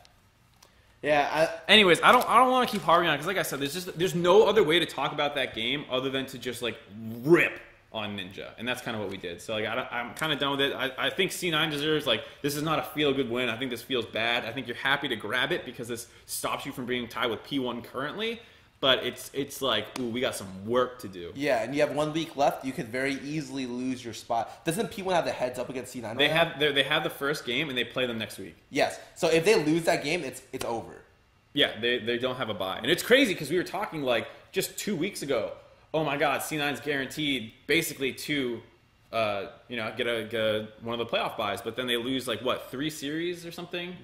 Something really bad. So C9 definitely in the struggle, and this was the time that they actually played Impact nonstop. So this wasn't some like because we were giving C9 like a little bit of breathing room because it's like, oh well, they're playing Ray and they're still experimenting, but this was just Impact through and through. And I think Impact actually looked pretty good over the course of this series. Yeah, but he was the unkillable Nautilus, but his Rumble was good as well. Yeah, the thing is about how does C9 close out the game? It looked really rough for them because it's hard for them to catch the anything but the Cassio essentially. And when they caught the Cassio, they still had a hard time closing out against the Caitlyn. That still didn't win against the Caitlyn. The only reason they won was because they forced Baron. Impact missed the dredge line, and Apollo panic flashed. Yeah. And then the next team fight that allows Contracts to go in and get the insect onto Apollo. And to be fair, it should still be almost impossible to do that with a Lulu. But the Whimsy was on cooldown because they just put it on Apollo, and he didn't ult fast enough. And it was like a little hard to play that out, so I don't put too much on Hakuho. But Yeah, that's a situation where like, it's like an amazing team still wins that fight. Yes. Like a team that, yeah. okay. So let's move on. Are you done with this series? I'm done. Please get me off the series. All I right. feel bad. Power rankings. So for the I week. got an interesting idea for power rankings. All right. Chat, let me know what you guys think about this. Scarra, you too. Okay. So we're coming in the last week. No one cares about you, Josh. No, you can give your thoughts too. So we're coming in the last week. We still have actually a lot of playoff positioning to go. Okay. Do you feel better about doing more of a predictive playoff power ranking and where teams are actually going to end up? Or would you rather do a reactive like we've been doing all year long? Where do we think their skill is? Because the big difference between the two is like right now I would not put FlyQuest as a top 16, right? But their strength of schedule is so easy, there's a chance that they end up in the top 6. Ooh. So would you rather do one that's more predictive in where you think teams end up? Or do you guys want to hear our reactive one like usual? So I think reactive is really good. Like I have no problem because it's like what happens next week then? next week, I mean, we do reactive because we can be like, oh man, FlyQuest still made the playoffs, But they suck. But they suck. So they're really like an 8th place team. Maybe they go 1-1 in like 2 horrible looking series versus TL and people. People want us to do both. Okay, go. What the hell? I have stuff to. No, I don't have stuff to do. I don't but have stuff I to don't. do I didn't either. enjoy this that much. That's Yeah. what I should say. I have nothing to do the day, and I will not spend it with you guys. What do you think, Josh? Josh, you can be the decider because okay, no, okay. This is why I don't listen to you, dude. You can't say both. Both. Reactive. I'm still just generally seeing more reactive. People don't I want think the that's predictions. just my Just mom. the one guy. No, who's look, saying- everyone's saying. Yeah. There's a lot of reactives in there. I think reactive is good. Like right. predictive is okay, but like we might as well make it consistent throughout our episodes. Yep, I'm down with it. I was just hypothetical. Okay, yeah, no problem. All right, so we will start off the power ranking portion of the show. If you haven't seen this, like I said, just kind of now, it is reactive. It is totally hindsight. It's not about potential, where people will end. It's how good we think they are currently. Right now, yes. And that's it. We do take in, obviously, previous record into account, but we don't care that FlyQuest went 6-1 4 weeks ago. That is no longer relevant, really. Yes, we judge based on the relative current strength of the team, not what we think they'll be in 2 weeks or in playoffs. Doesn't matter. We judge them based on right now.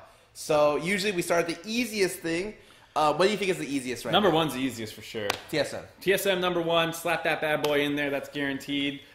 Did look a little shakier at some points. But I have a lot of good things. I would say Sven looks better on average. On average, Sven does look better. His Rengar is not. I don't like. It's no longer NA Rengar. Yeah, like I like seeing it. I think Bjergsen's getting close to more consistent as well. Bjergsen had one of his first, oh my god, Bjergsen's a fucking monster performances this week, which was good because it had been a while since Bjerg was like, I'm the best player, look at me. And he had one of those this week. Generally, I think that even Turtle is doing quite okay. Their bot lane's doing quite well. Biofrost actually had pretty solid week as well. I think that guy's actually a lot of the supports are relatively under the radar because you watch the big players and you're just like, oh my god. It's definitely not a good appreciated support meta like Karma, Lulu, things like Nami. I thought part of the reason they TSM won their last series was because Biofrost is in the right place at the right times, turning these very close fights into getting a free Lulu shield early and then the fight's over. Yep. So I thought, obviously, and then Hanser is a monster. You were pushing for him potentially being the MVP of the league. If we're going to have an MVP on the team, he is above Bjergsen in my eyes right now. Yeah, I think he is that good of a player. He's developed himself into being a premier top laner, and I want to say he's close to being world class. But last year he didn't do too hot at Worlds. I think he's developed a lot since then. Yeah, I think so too. I mean, you can just listen to the comms and what they sound like compared to last year and what they sound like this year in the videos that come out with mic check and stuff. A lot more vocal, a lot more decisive with Double Lift. Not like Double Lift was holding him back. I just mean that he stepped up a lot. So TSM number 1. I feel like now's a good time to flip down to the bottom a little bit. Yes. I feel like I know what you mean. I think 8 through 10 is basically on lock. It's just a little bit between 9 and 10. It's still MVTL. You still think it's MVTL? Wait, who's the third one? It's Echo Fox. Echo Fox for sure. Oh god, they're so bad. So just to talk a little bit about MVTL, do you really think MV's worse? I don't think MV's that bad. In fact, even before when you put them 10th, I was just like, if they're the 10th place team, they're the best 10th place team I've ever seen. Oh, for sure. I would still agree with that. Mostly because Lyra's a god. Like I can't get enough Lyra. I would say his team fighting in Game 3 on Rek'Sai was not particularly impressive. But I also think that's because his itemization route, he built full tank so that he trusted his team to do damage. There was a point where it looked like he was gonna go Titanic, and then he didn't. I was actually really sad when he didn't go Titanic. I wish he went Titanic because he also had the Shen top lane. I should be like, do not trust your soul laners. Please go damage. Yeah. And he may have been able to carry some of the early skirmishes by himself. Yeah, but I don't think he wins that game no matter what.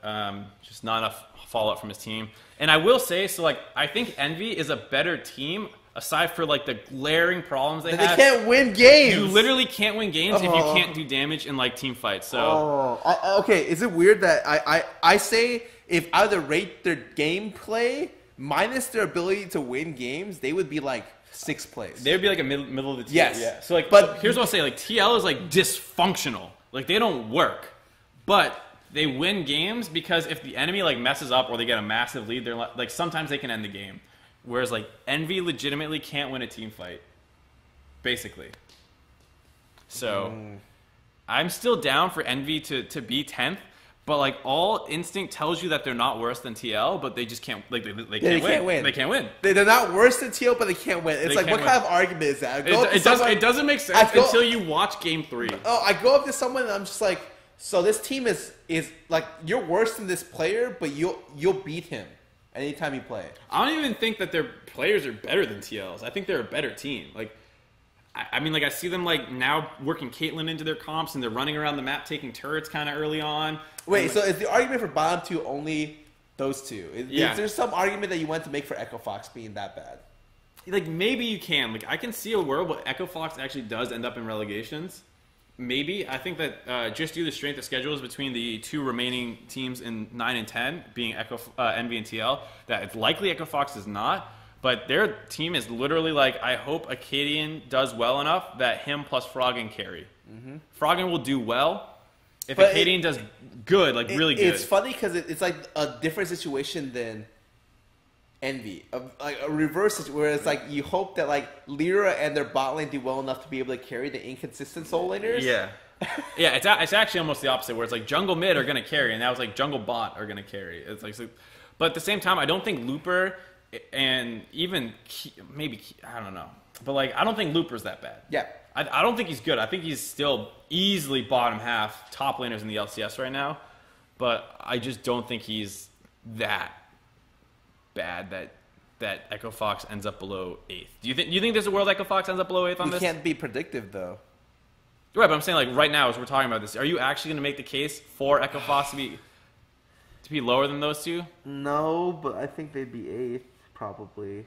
Yeah, well, they're 8th for sure. The thing is, I think that you can give them a little bit of credit just because they do win games. Sure, they win games if Frog and Acadian go off, but like that's actually a good enough way for them to win games. Whereas Envy only wins if Lyra goes off so hard because their bot lane isn't as good.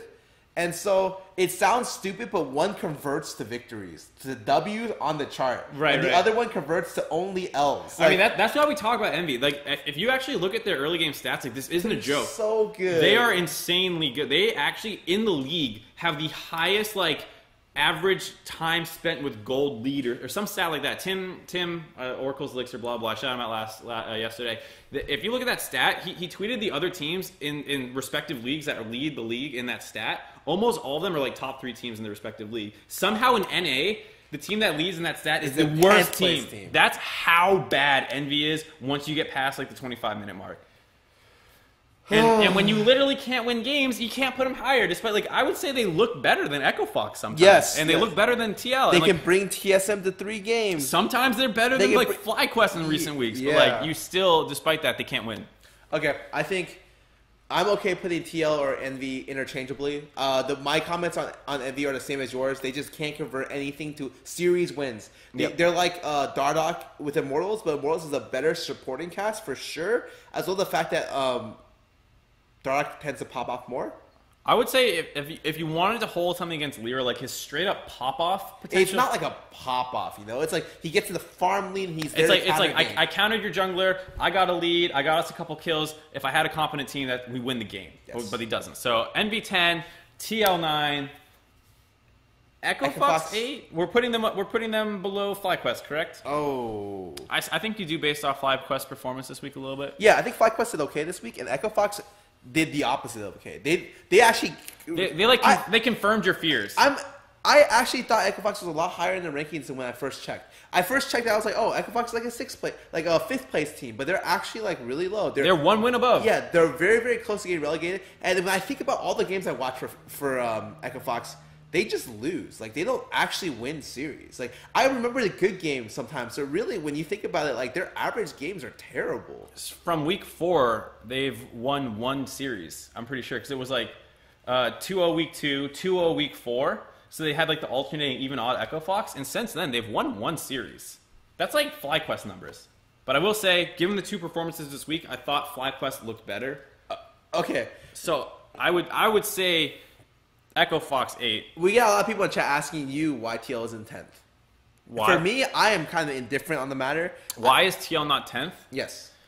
I mean, I think that I think I can trust in them to win games. Like, if you give Double Lift Piglet, Rainover, Lorlo, and Matt/Adrian like a 5K, 4K, 3K gold lead 2 times in the series, I think they actually win. I have no confidence that statement is true for Envy.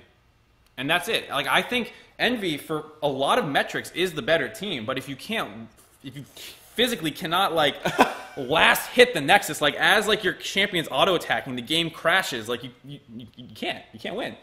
Physically, you can't win. Reality warps to stop it.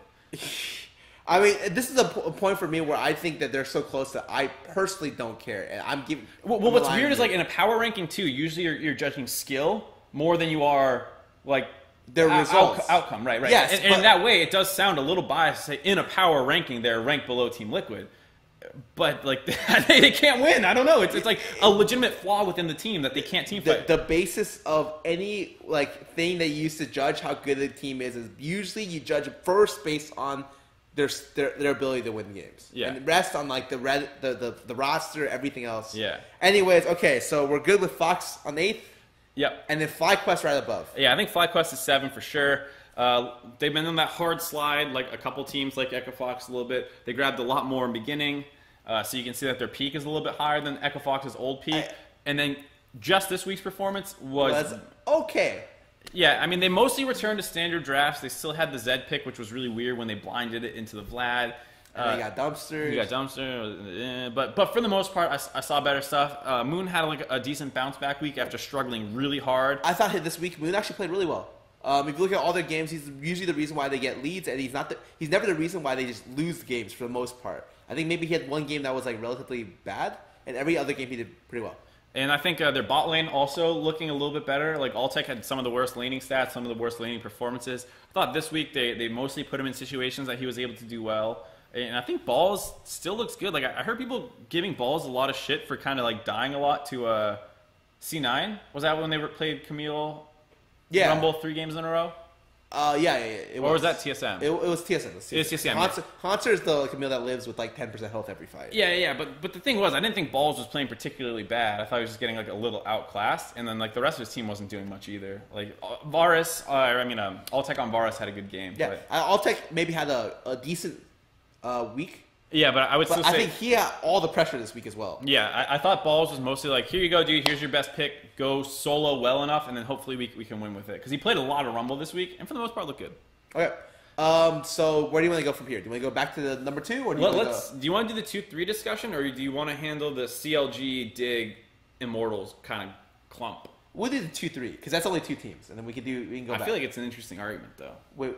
So you want to go to the 4, 5, 6? Let's do 4, 5, 6. I think 2-3 is an interesting argument. I think a lot of people want to hear C9 versus P1. Okay. So let's handle this one first, because I think it is a little less interesting. All 3 in order? I think we're fighting between CLG, Immortals, Dig.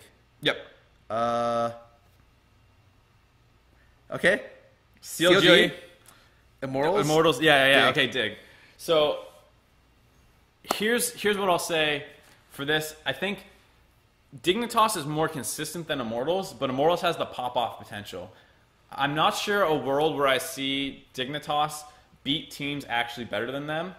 and I see them more often beating teams lower ranked than them. But I will value pop-off potential really hard for Immortals. Like maybe even overrate it, but I will value that higher. And then I think CLG is just the most complete team of the three. I think CLG is the team. Like I think CLG has died less randomly in the past couple of weeks. It still happens, but usually it's based off like the enemy team's good play.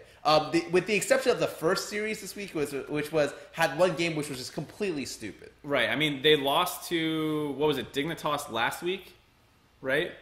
Was that when they got 2-0 by Dignitas and they got aced like every game? That was just last week, right? Yes. So it's not that far removed, but at the same time, I just see CLG doing things that I respect a lot in terms of like intelligence in the mid-late game, which is really important in playoffs. Like people play so much cleaner in playoffs. Like you will not get as many huge pop-off performances in playoffs for a team like Immortals or someone else. And you think we just like reamed Envy for their inability to end games.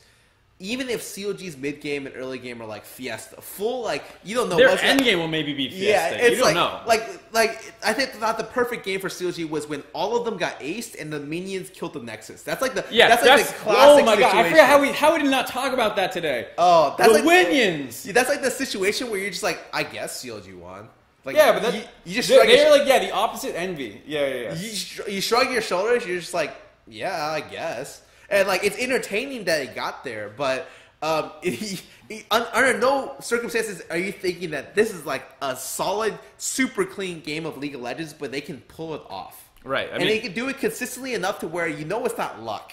Yeah. It's the kind of thing where like they do enough things to the enemy team to make them make a mistake, and then they punish it, and it looks weird. Like he's like in a random place getting a kill or something, or like they're taking Nexus or inhib turrets like in the most jank way possible. I think the Immortals Dignitas discussion is very, very close. I think that one's super close. It's And I like- could go either way. Yeah, honestly, that's something where I can go almost either way too. Dignitas has looked a lot better.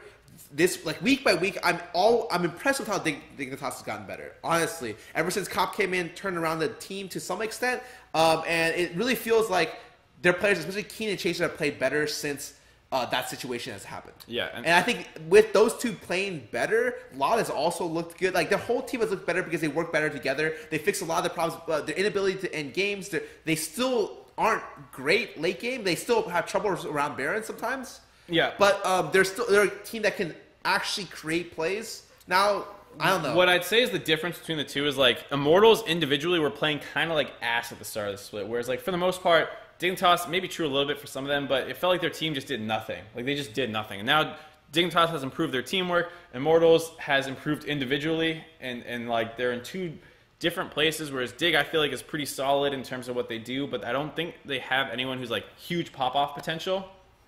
And Immortals, like Pobelter's better now. Cody and Ole are actually a decent bot lane now. Flame has been decent the whole time, and Dardoch is still the pop-off monster who like will just win you a series. So I mean, not looking forward to playoffs and only looking back, I think I do have to give it to Immortals because I feel like that kind of those pop-offs, like I said, are very hard to get in playoffs, but we're not worried about that right now. I just think if you had to put Immortals up against the league, I think they win more series than Dignitas currently. And to work off of that, I also think that this pop-off potential is more consistent as well. It's become more consistent. Yeah, because their team has gotten better over time. It's like usually the pop-off was 60% of the time. Now it's around 80, like between 60 to 80%, I think. Well, I think the biggest thing is it doesn't need to be as big. Like before, when Pobelter was like hard feeding and Cody and Ole were doing nothing and just like losing lane, his pop-offs had to be massive. Like you needed like an 8-0 Dardoch to win the game. Now you need like a 4-1, 4-2 Dardoch, and like maybe like a 3-1, and someone else got a kill. Like I feel like Dardoch still needs to take over the early game, but it's not like insane performance level. Yeah. And you still get that sometimes. Yeah, I think he's definitely more consistent with his team around it. He still does stupid stuff like the invade where like he doesn't have lane pressure and then he kills his own plant escape route and he dies. That was really dumb. Yeah. But for the most part, he's still always there. Like if a team's win condition is their jungler needs to consistently be ahead, if your jungler always delivers, it's a workable win condition. It's a win condition which you can rely on. And I think Envy and Immortals have the same win condition. It's just that Envy can't team fight at all. Yeah, I don't even, like, Envy doesn't have win condition because it's physically impossible for them to win. But for Immortals, one thing I'll say too is I feel like their both teams have improved their draft a lot in terms of Dig and Immortals, but I feel like Immortals has a little bit more like creativity in what they do because I feel like their bot lane's better. So like, well, it's more like they're just so rote with the Rengar Lulu that and the team comp just builds itself. You mean for Dignitas? Yes. Yes. So that's what I'm saying. Is like Dignitas runs Rengar Lulu, and it's great. That works for them. They have a couple other things that they mix and match in there in terms of like what Someday or Keen are playing. But I see more out of Immortals that I like in terms of their draft phase as well, where I can trust them to run other comps like the Katarina and stuff like that. I mean, with the Shen there, and their bot lane actually wins, whereas it feels like Dig's bot lane is often just holding on. So I would have to go with Immortals. It is super close. I think Dignitas baseline, like they're consistent, much more consistent, and then like Immortals can play within like this range. And I value that more right now. I mean, even if you're looking to value the consistency of Dignitas, I just think that I don't want to put too much into them so far. Like I think that. I'd like to see how it pans out the next week before I go into playoffs. Before I'm really just like, yeah, this is a team where I really want to back. At the moment, they're guaranteed for playoffs, and they're at least a top 6 team. You're just kind of figure out where they're going to place. I think they're going to be top 6. They're very close, right? Dignitas? Yes. Yeah. So there's the 4 teams are FlyQuest, Dignitas, Immortals, and CLG are all fighting for those spots basically. CLG is pretty likely. And then the other 4 are really up, the other 3 are really up in the air. But it is hard to know because they have like different strength of schedules and stuff. Dignitas went 2-0 this week, didn't they? Yes. And Immortals actually went 1-1. So they are on the outside looking a little bit more. So it is more likely that Immortals misses it. But I still think that they're better. I think they just happened to they have a harder strength of schedule. They had C9 this week, and they lost the best of 3 after like. Oh no, they won that one, right? Yeah, what am I saying? They beat them. They lost to... Who'd they lose to? Immortals. Who'd they lose to this week? Didn't they lose to somebody? P1. P1. Oh, yeah. They had C9 P1. That's what I'm saying. It's like... And we'll talk about P1 versus C9 right after this, but that's an argument which is going to be... I don't know, man. You want to get into it right now? I feel like we discuss this enough. I think this is it. So what are we going to put? We're going to be putting CLG into... 4. Yes, Immortals 5. Dignitas 6. Okay. And at the moment, I think this is relatively clear tiers. Tiers where you'll be happy to see in playoffs everyone in this position. The upper echelon, right before you hit the very top, there's like a top tier, top 3 teams. It's really like a 1, a 2, 3. And then like the middle. Yeah. And then the shit at the end. Yeah. I didn't call him that. Well, I mean, I'm just, it's paraphrasing. Yeah, of course. It's a hyperbole or something. Yes. All right, so this is going to be controversial, but I'm pretty solid on this. I'm like pretty confident P1 number 2. Oh, it's not. Yeah, okay. It's not controversial for me. I am very unimpressed with C9's overall. Like, it's not even that their drafts have gotten that much better. It's just that they've stayed the same. Like, I think, C9, you mean? Yeah, aside from their Z pick today, for the most part, it's like, it seems really, it seems like... The Z pick isn't anything new. It's just Echo, but the AD Echo. It's just an AD assassin. Yeah, but usually they have like a tank top lane to work with that. I honestly, for me, I just don't really see C9 improving that much. Whereas P1, I look at them and I'm just like, wow, they have all the stuff on the table. Ryu really showed up this week. And so going to playoffs, maybe Ryu gets better. And so I'm actually fairly impressed with their improvement throughout the split. Meteos has kind of grown into a jungler that you're just like, wow, it works. He plays weird stuff, but people are not able to punish it. The rest of P1 is able to compensate for anything that might be weird with Meteos' picks, and then he plays them really well. Yeah, and this is the week where their hardest carry Arrow had its worst series of the entire split, and even then you're just like, if that's his worst series, all right. I feel like when you look at P1, you're not blown away like this team is the shit. Let's go. These guys are crazy. They're just a good team. They're just good. They're solid. They don't make big mistakes. They don't have really exploitable weaknesses. Where when you compare them to C9, C9's early game is just ass. And it's not, I shouldn't say ass. It's just inactive. It's just nothing happens. To be fair, I think with C9, Contracts has actually gone a lot. Like this week, I thought Contracts played pretty well. The problem with that is that it feels like Contracts and Jensen still haven't developed any kind of teamwork together. I mean, look at Game 3. It was literally like Contracts is winning, or Jensen's winning his matchup, and Contracts comes mid, and that's the play. It's not like, let's get vision control and like roam up here and like... Exactly. So like the problems that I had earlier with Jensen in general, or in C9 in general, is that all the pressure goes mid lane. And Jensen doesn't spend the pressure to go outside and create like breaks on the bot tower. Like he's the reverse of High, right? Where High is like, let's roam at level 4 after I've died in lane. This is probably a really risky idea, but we can do something with it. Yeah. He goes bot, gets a kill bot lane, and then goes bot again in like 2 levels or 1 level, and then it breaks open the tower. When have you ever seen Jensen do that? Am I supposed to answer? That's rhetorical, right? Yes. Yeah, okay, thank God. I was like... Jensen's the kind of guy where you know his laning mechanics are on point. However, there's more to the game than just laning. Yeah, and I think especially when we talk about P1, like you see Zig, level 4, or like 5, roam down, trade flash for flash. Meteos comes in for the gang. Ryu starts like roaming down to the bot lane, help get his Draven going. Like they combo in for some kills, like stuff like that. P1 feels like a whole team. Yeah. And C9 only feels like it's like a team that team fights. Like they just like don't do stuff. And like I value proactive play a lot. Sorry. No, I agree, and I think Contracts, like you said, maybe it looks a little bit better, but his first blood rate is still like horrendous, and it mostly is keyed off of Jensen's play. And he had that one insane Rengar performance, and I think he's improved compared to the beginning of the split, but it's not such an improvement that that problem still doesn't exist in the early game, where doing nothing is like their ideal early game. Not losing their early game is their ideal early game. Like I would actually prefer a situation where if the idea is that Jensen can't leave lane, that C9 develops a way to run a good split push threat where Jensen then rotates bot lane with assassins and they like push 1-3-1 or something. Yes, but they've never been in all of their assassin play. Even when I think about when they play Echo, they've had one game where they are actually able to like threaten and hit pressure, and for the most part, they don't really split. You think the CLG game? Yeah, yeah. That game was a Yeah. Oh. They lost that game. Yeah, they lost the game, but I'm just saying, like, that's the only game I can remember them having split push pressure. For the most part, their silent control, especially when they're, like, if this is, like, going to be Jensen's strength, where he dominates lane and switches off and becomes a split push pressure where you don't invest much into him, then they could do it like this, but... Here's what I'd say. C9 has basically not improved since the start of the season.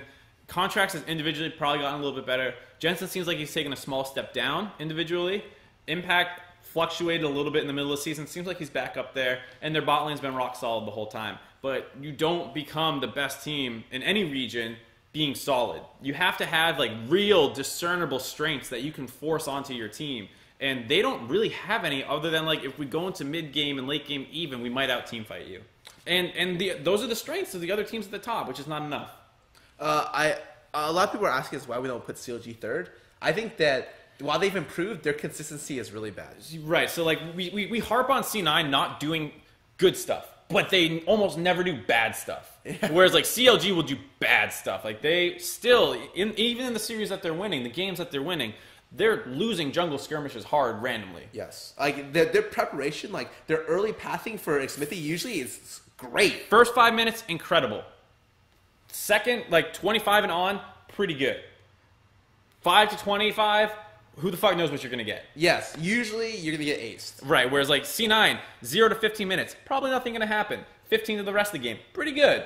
And like, so I would take what we take in the second example there. And so, in my opinion, like C9 will very rarely lose to teams that are much worse than them, whereas CLG could be very volatile in a lot of those situations. Yeah, and so I think there's something that's good for CLG, that they have like that kind of potential upset maybe, but they also, like, they could lose in the first round of the playoffs to any team. I wouldn't be surprised. And the thing is, I think CLG's improved more than C9 over the course of the split. However, they started much lower than C9. So I think them ending at a ranking at 4 is great for them. Yeah, I mean, I would have to check like the standings from a long time ago, but yeah, it's the same as last week. But from before, we had put them all the way down to like 6 or even 7, I think, at one point. Right. Whereas you look at C9, it's like 1-1-1-1, 2-2-2, 3. So like it's not looking great for C9, but who knows, because we got 1 week left, and we will definitively see who is the better team between these two come next week. But for now, this is what we're going to go with the power rankings. It's going to be it for us. Otherwise, unless you have something else you want to say on these two topics. No, I just love reading people being salty. Oh, what's up, Josh? All right, Josh joining us. right. Josh coming in here. We're just gonna end the show, guys. So thanks for watching. VODs, where can we catch them? You can find VODs on my YouTube channel, youtube.com/ScarraOfficial. They'll be on here tomorrow around noon. PST, which is around the afternoon. For everyone who is salty about the power rankings, please tell us on our social media because we want people to be following our post-league time social media. You can follow it on Instagram, Twitter, and Facebook. So if you guys have a problem with these two, go talk to them over there. You want to do a little QA? It's pretty early in the day. It's like just hitting 7. Or you want to just call it? I don't care. I'm down for a little bit, like maybe 10-15 minutes. It seems like people are still sticking around. They want to know what's up. So, I mean, this might be the official end of PLT, but here, we'll do the clap for the editors. Oh, yeah. Actually, that doesn't help at all. When an editor's trying to, like, sync up claps, and they're like, wait, which clap? Fuck. It's actually so bad. Okay. Well, there we go. Okay. All right. Do you want to take them off Twitter or you just want to grab them from chat? Are we doing a Q&A? Is this happening? Or are we just going to shoot the shit? I don't care. I don't know. What do you guys want to do? This is the first time we've ever done this. I'm scared. Guys, what's happening? Yeah, you can just ask us questions. Yeah, just feel free to ask us questions. All right, how about this? I got one for you. Who's the team that doesn't make it? Like, Echo where? Fox. Playoffs. Oh, playoffs. Echo Fox is out, basically. That's not... I mean, between the FlyQuest, Immortals... Who's on the cusp, then? Okay, we have a couple... how many So, games left do we have? Immortals is 1 game out of playoffs right now, Okay. with not the easiest For schedule. locking it in, or... Well, no one's locked in. Well, I think... Other than the top 3 teams. The top 3 teams are locked in, right? So, CLG's not locked either, but they have to go 0-2. It's really hard, right? Yeah, so CLG is mostly in, but can still not make it. Yeah. And then between the next 3 in Dignitas, Immortals, and FlyQuest, Immortals and Dig and FlyQuest, I'm pretty sure, are tied, and Immortals is 1 game back, but FlyQuest has the easiest schedule remaining. I'm pretty sure it's NVTL. Or it's something like Echo Fox TL or something really easy. It's like 2 of the 3 bottom teams. And Immortals is a really hard schedule. Yep. I don't remember Diggs. I think Dig and FlyQuest get in, and Immortals falls out because their straight schedule is really hard. I kind of agree. It's On really the test hard. day, I said FlyQuest because I think. FlyQuest, I think currently looks. I would not want to watch FlyQuest of all the teams you listed. I see. Like, I would still want to watch them in the playoffs because they're crazy, but I wouldn't go into that series expecting them to win or even be like interesting after like the first 10-15 minutes of the game because I feel like they're just gonna go crazy in the playoffs and say like we're gonna go down swinging and that's what's gonna happen and then they're gonna get blown apart. Do you expect any teams to be relegated this year?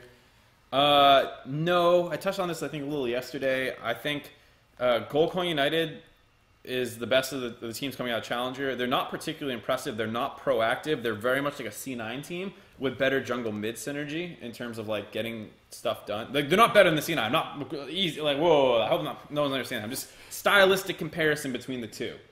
It's kind of like that where they're relatively inactive, very slow team. C9 much better in mid late game in terms of getting stuff done. Gold Coin United doesn't do much, but their early jungle mid synergy is good. E United super fucking aggressive. Once again, jungle mid synergy is like what they do, but like they if they get like turned around once in like the jungle mid play, like they're gonna get crushed by most of those teams. Yeah. And I think TL and Envy are for the most part safe. I think TL versus Gold Coin United is actually a scary matchup just because Phoenix versus Piglet. And Phoenix is like aggro as shit generally. And if like they throw an early gank and like Piglet falls behind, maybe Phoenix just takes over the game because he's good enough to like 1v4 versus a bad team, 1v5 versus a bad team. Yeah. But other than that, I think most of the teams are relatively safe. I think it's interesting because normally relegations happens and the team that's in 10th place is like a 0-10 team.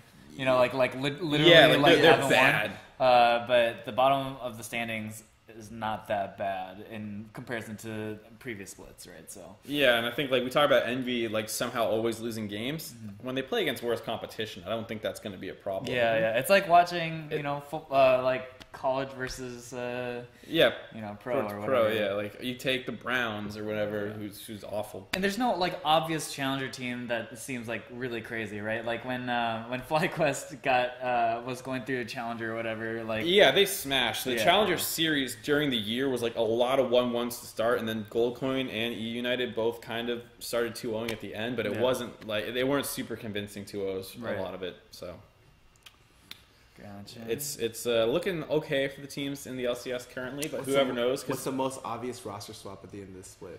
Oh man. Ooh, well, I mean, like I don't know. You mean like both ends of the roster swap, or like things I expect to change? You expect to change? I expect to see TL change a lot. As if they haven't Call changed me enough crazy. Yeah, they changed like 60-80% of their roster out of nowhere. I would love to see Envy change some stuff up. Hopefully they keep ᵐᵉ, or just ᵐᵉ stays in the LCS somehow. I love ᵐᵉ. Yeah. Echo Fox. Everyone's asking Keith. I mean, yeah, but you gotta replace him with someone. Yeah. So like, I don't know if you try and grab a 80 carry out of another region and put Looper back, and then, but I think Looper costs too much money to just like cut his contract and you're like, see you, dude. I don't know. I think it will certainly be interesting. I think I would like to see ᵐᵉ on maybe another team that's not Envy. I think he could fit ideally, really but well. I don't think Envy's gonna let him go. Oh yeah, I mean not unless like because I just think of it like what happens if ᵐᵉ's on Dig? Yeah, it's like oh Then, my god. then that roster is sick. Actually. Yeah, so I think the big free agent that's going to be coming out from this offseason will of course be Turtle, and I think you'll see TL make a move at him, and I think you'll see Echo Fox make a move at him. I think what I heard was that TSM's like planning on doing a 6-man roster or something, but I don't know why Turtle would agree to do that. Like, I appreciate the loyalty, but like, assuming you can get similar money from the other teams that TSM is giving you, then go try and make your career somewhere. Like, be a part of the scene. Like, I don't know. I'd rather see him playing than sitting on the bench. I would too. And I think if you're good enough, that's why it's hard to get subs. Because if you're good enough to be a sub for a good team, you're good enough to start in the league. Yeah, I mean, that's why it was interesting when SKT did it, but like in their case, like the two mid laners had very different strengths, right? Mm-hmm. Like in terms of, but like 80 carry. Like, what is Turtle going to bring that Double F can't do? Yeah, Like, it's maybe like, he'll play a little safer in lane, but he can also get exploited hardly. I don't know. Yeah. It's just a little different play style, but that's about it. Where would you want to see Turtle go? People are going to call me biased if I say TL, so I'm not going to say it. Other than like I'm trying not to be biased if I say Echo Fox. So I'll just ask you that. I think Echo Fox is a good possibility. I think he's definitely one of the best free agent ADs. I also think that with Inori and Meteos, one of them has got to go, right? But I don't think the other one is bad enough to not be in the LCS, essentially. So I think if Meteos stays on the team, which looks probably likely, then Inori then goes to what roster would they go on? I don't know. So we were talking. There's a lot of good junglers in the there's league. actually a really high amount of good junglers. Maybe he just joins maybe like he replaces Chaser, but I wouldn't say he's like even like that high of an upgrade. I wouldn't say he's an think upgrade Chaser's over pretty Chaser. good. The biggest thing that Inori might be over Chaser is like Proactive. not an import. Yes. Yeah, so then they can use that slot for something else. Yeah, if you get like a top and mid or something, or an 80 carry in top, or like potentially, I think Inori. I don't know how he'd work on Dig because I feel like Chaser is like very different in style. Where Chaser is like, give me game plan, give me control. I'll like war for you. I'll play that Lee Sin. I think the biggest thing actually is I don't know if it's this split or the end of the year. CLG will change the roster at some point. I don't think CLG will go into the next year with the same exact roster that they did the year before. So what do you think the motivation is for that? Like, they're not happy being fourth best team, which they've kind of been hovering around for 2 splits now. I mean, I would say no. If anything, like last year, they done fantastic, right? The entire year, I think they did great. Well, I mean, summer split, they were like maybe not going to make Worlds because Immortals should have, like, a lot of people would have said that CLG was the fourth best team. I think if you look at their performance, I think that they were like the second best team. Maybe at the over the course of the year. Yes. Yeah. But that's what I'm saying is, like, looking at the last 2 splits, you would say they're the fourth best team. Maybe just in the normal season they were, but I think like going playoffs to Worlds, they're like the second best team. Sure. So I think that they shouldn't I agree with their decision to stay with their team for this year. Who won the third, fourth place match between Immortals and CLG? Immortals. I have no idea. Yeah. So wasn't it yeah. So Immortals? I wouldn't even say they got in through points. They got in for being really good earlier on. Yeah, they got in earlier for on in winning the year. spring. So I wouldn't even say they were clearly the second best or third best team. No, I was just saying their world performance is okay relative to their peers. It was okay. It's best of one.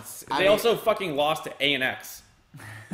They couldn't get out versus Albus Nox. That's I'll also true. say in Never some mind. ways they were massive. You're doing the CLG fanboy thing. We're like, yeah, we beat Rocks, and then we did good at MSI, and then we just Roasted the classic. everyone forget the fact that we lost to Albus Nox Well, Luna. I think it actually based on that at Worlds. I don't know. I think there's. I'm just challenging you on. Like, I wouldn't say necessarily. I think there's a good argument for that they were at least the third place team. Yeah. Like I said, I was just devil's advocate mode. Where it was like, yeah, Morals was good, but didn't playoffs. Oh yeah, Rocks lost to Albus Nox Luna, and then they went on to the semis in a best of 5 versus SKT. But we'll just say they lost the best of 1 when they clearly didn't give a shit and were like laughing while losing the game. Yeah, yep, totally great comparison there, Twitch chat. I think. And this is why best of 1. Yeah, but I mean, regardless, I think that going into this split, that there's going to be some sort of turnover. Maybe next split, maybe at the end of the year, and whoever joins CLG. But I want to know like motivations, right? Like Mark was saying earlier, like why would they be motivated to do that? So is it like a player? Have faith in the players that they have currently because their aspirations are higher, or is it? I think it's going to be because their aspirations are higher. But do they think they can't get there with their current roster? Is that what you believe? I think definitely by the end of the year, usually because that's the most roster turn, maybe they stay for one more split. But I guess you'll have to see how they would do in playoffs because usually it'll be very mainly results based. I think from there. And they're not using any other import slots, right? No, so that's why I would say I actually think Smithy's been turning it around. Yes, but I feel like a lot of that's just like planning on CLG. I don't know how big of a factor Smithy is in those first 5 minutes. That seemed to be really good. Mm-hmm. And it's like the idea of ᵐᵉ going to CLG is one that I love, assuming that like he doesn't fuck up the existing CLG kind of like brotherly synergy thing. That would be the brotherly. I don't know what you call that. the team love. That'd actually be sick. Yeah, but like the idea of like just ᵐᵉ's direct skill translating into CLG's like existing. Like even though that's not how roster changes work. Yeah, it doesn't. It's not like we take better player and suddenly now the team is always going to be better. That's obviously not the case. So definitely otherwise Team Liquid wouldn't be hovering. Yeah, they're the best team in the world. Yeah. Oh. All right, I think that's pretty good. I think we're good. We spent quite a long time on those 3 questions.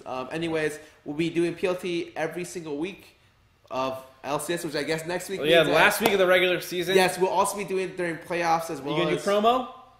You gonna do promo, Tony? You want to do promo? I want to do promo. Okay, we'll do promotion tourney as well as the other stuff. It should be good. We should do predictions for that because we won't obviously have a power rankings after next week. So. I think during each episode, we'll have like predictions going into the first bracket, right? Well, so what I think we can do next week, and thank you guys for joining our deliberation here on what we should do moving forward. We're doing an official conference call with you guys. Do we not do power rankings next week? We can do power rankings for the end of the split and say like FlyQuest. Well, but then what I want to see is actually how far our week 1 predictions went. Yeah, we can do stuff like that for fun. Yeah. And then what I think we would do is using the promo tourney, instead of doing power rankings then, because you can't do it at the end of the power, use that for predictions for the playoffs, because the promo tourney happens before the playoffs. So we don't predict anything for the promo tourney, we just break it down, and then the power... And each week by week, we will predict the next week of playoffs. Yes, Okay, that's great. I like it. Sounds interesting. All right. Well, that's it for us, guys. Thanks for watching. Again, please follow Post League Time over at Instagram, Twitter, and Facebook. And follow our social media, of course. Yes. Lovely hosts. It'll be on the end screen as well with the power rankings, so you can talk about that as well. Yeah. All right. Thank you Thanks guys. for watching. I'll see you guys next week. Peace.